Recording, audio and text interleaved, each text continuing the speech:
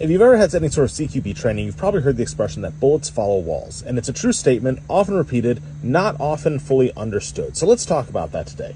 When we say that bullets follow walls, we're very much talking about ricochet, right? And ricochet is often misunderstood. So a lot of folks think, thanks to movies, video games, pop culture, and whatnot, that when you shoot, the bullet comes in and it bounces off the wall and bounces off in a nice, even pattern, like a bouncy ball. It hits and it bounces. And that is just simply not true, because bullets are made of lead and copper. These are very soft metals. So when they're moving at very high speeds and hit a wall that is usually hard, like in this case, let's assume it's a concrete wall, it will deform and turn it into a massive ball of messy, spall, lead thing, just shredded metal, and it is going to ricochet, not out, but it's going to move more like a hacky sack, where it hits, deforms, and tumbles along, and it moves in a much shallower angle along the face of the wall. And that is why we say that bullets follow walls, because if bullets hit anywhere along that wall with a steep enough angle, then we're going to actually see a bounce, and it's going to tumble along the wall. So if you are poking around your corner right here, you may be at risk of catching a face full of spall.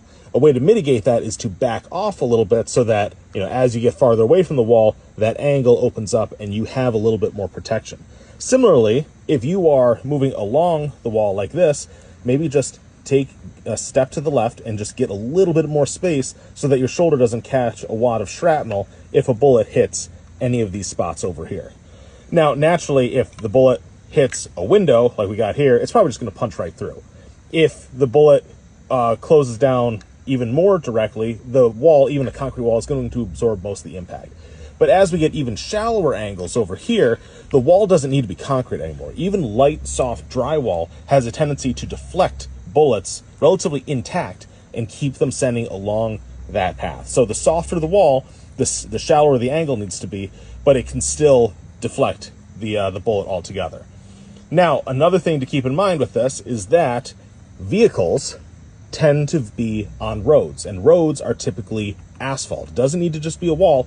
Any hard surface is going to have a tendency to deflect bullets. So if this guy is hiding behind the vehicle right here, and bullets are landing short and hitting the asphalt right in this area, it will have a tendency to skate underneath, and he is going to be taking balls of nasty copper and lead shrapnel into his ankles. So that can be useful if you are shooting at someone using a vehicle for cover.